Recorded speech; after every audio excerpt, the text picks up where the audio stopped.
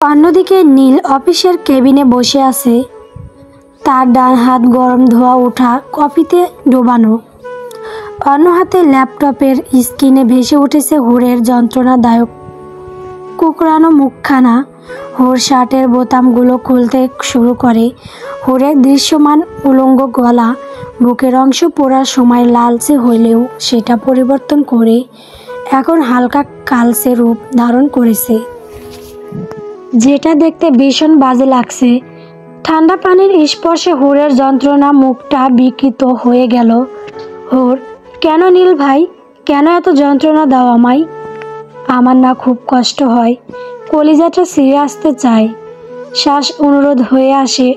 পৃথিবীর বুকে নিজেকে ভীষণ ভারী, মূল্যহীন এক সস্তা কীট মনে হয়। আবার কখনো তুমি আমার ঠোঁটের কোণে হাসি রেখা, হাড় কাঁপানো শীতের সকালে ধোয়া ওঠা উত্তপ্ত গরম চায়ের প্রথম চুমুক, লাভাময় উষ্ণ গরমে শীতল হাওয়া যা আমার হৃদয় অবধি প্রসারিত হয়ে শীতল অনুভব করায়। কখনো তুমি আমার নিজেকে বিশেষ অনুভব করাও, কখনো তুমি আমার পোড়াও। এ কেমন বহুরূপী রূপ তোমার, যা আমায় পাগল করে দিচ্ছে। এভাবেই আস্তে আস্তে না মেরে একেবারেই মেরে ফেলছো না কেন আমায়? হুর হু হু করে কেঁদে দিল। আর পারছি না আমি টিকে থাকার লড়াইয়ে বাঁচতে। নিজের অধিকারকে ছেড়ে দিতে দিতে নিজের জীবনে নিজেই এক আপত্তি হয়ে দাঁড়িয়েছি।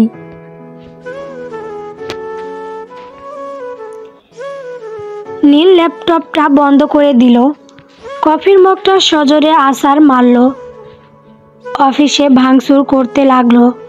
একে একে সবাই বাইরে ভিড় জমাতে লাগলেও বাইরে কিন্তু কেউ ভিতরে আসার সাহস পেল না। তুবা এসেছে নীলের সাথে দেখা করতে। নীলের কেবিনের সামনে এত মানুষের ভিড় দেখে তুবা আতঙ্কে ভেতরে আসে। তুবা, নীল বেবি, তুমি এইসব কি করছো? লোক বেবি, আমার দিকে তাকাও, কি হয়েছে আমায় বলো। তুবা নীলকে সামলানোর জন্য নীলের হাত ধরতে গেলেই নীল তুবার হাত ঝটকা দিয়ে সারিয়ে তুবাকে ঠাসিয়ে একটা চড় দিল। তুবা তাল সামলাতে না পেরে পড়ে গেল। নীল, তোর জন্যই আমার জীবনে যত সমস্যা তৈরি হচ্ছে নষ্টা নারী কলক। তোকে তো আমি মেরেই ফেলবো আজ।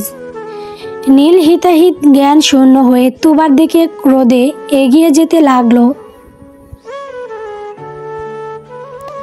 তখনই অনুপম আর সাফিন চলে আসে, নীলকে আটকায়। অনুপম, তুবা তুমি এখান থেকে চলে যাও, নীলের রাগ সম্পর্কে তো জানোই নিশ্চয়ই। তুবা উঠে দাঁড়ালো, নীলের দিকে এগিয়ে আবার নীলের ক্রোধের ভরা চোখকে ভয় পেয়ে বেরিয়ে গেল। তুবা চলে যেতে যেতে শুনতে পেল স্টাফদের গঞ্জন।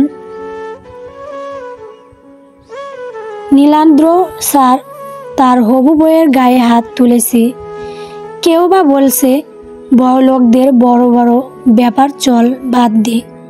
তুবা অপমানে জর্জরিত হয়ে চলে গেল, কিন্তু মনে মনে তার দৃঢ় প্রতিজ্ঞা, এটা তুমি ঠিক করলে না নীল, এর ফল খুবই ভয়ানক হবে। অনুপম দরজা বন্ধ করে দিল। নীল নিজের পোড়া ডান হাত অনবরত দেওয়ালে ঘুষি দিচ্ছে। অনুপম আবার সাফিন দুজনেও তাকে থামাতে পারছে না। নীল, তুমি কেন বুঝছিস না পাখি, তোকে পুড়িয়ে আমি দগ্ধ হয়ে সেই অল্লে তোর উচ্চারিত প্রতিটা শব্দ প্রতিধ্বনিত হয় বারবার আমার হৃদয়ে। আমি তোর পাল হয়ে যাই, নিঃশেষ হয়ে যায়, হিতাহিত জ্ঞান শূন্য হয়ে যায় তোর ওই আখির চাহনিতে, যা আমায় বাধ্য করে প্রতিটা পদক্ষেপে তোর ইশারাতেই মত্ত হতে। নীলকে কোনোভাবেই থামাতে না পেরে সাফিন বলে উঠল, সাফিন, নীল থেমে যা, তোর ভোর পাখির নামে নীলের হাত থেমে গেল। নীল মুগ্ধ করার মতো হাসল, কিঞ্চিত বেদনা তার মুখে ফুটে উঠল। নীল, সেই দুর্বলতা ধরেই টানলি। অনুপম নীলকে বসালো চেয়ারে। অনুপম, সাফিন ডক্টরকে কল দে, এটা সিরিয়াস। রাত 11টা সুই সুই নীল বাড়ি ফিরল। সিঁড়ি বেয়ে হেঁটে থামল তার গন্তব্যে। তার কাছে থাকা চাবিটা দিয়ে হুড়ের রুমের দরজা খুলল। মেয়েটা অভ্যেস ভেঙে আজ জেগে নেই তার জন্য। নীলের ভীষণ রাগ হলো। নীল ক্লান্ত পায়ে এগিয়ে গেল হুড়ের দিকে।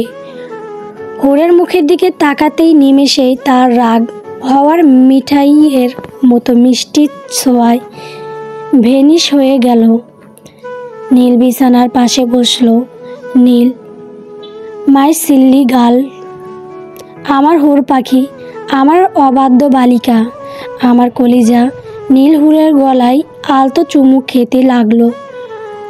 পকেট থেকে একটা মলম বের করে লাগাতে লাগলো। মলমের ঝাঁজে হুড় ঘুমের মাঝেই ও শব্দ করে উঠল। নীল, কলিজা খুব কষ্ট হচ্ছে। নীল ফু দিতে লাগলো। সকালবেলা নাহিদ নীলের রুমের দরজা খুলে ভেতরে গেল। নাহিদ, হোয়াট রাবিশ নীল, গতকাল তুমি তুবার গায়ে হাত তুলেছ, কাল তোমাদের এঙ্গেজমেন্ট। নীল নীল আদো আদো চোখে খুলল। নাহিদ, তুমি শুনতে পাচ্ছ আমি কি বলছি? নীল শোয়া থেকে উঠে বসল, কিন্তু কোনো উত্তর করছে না।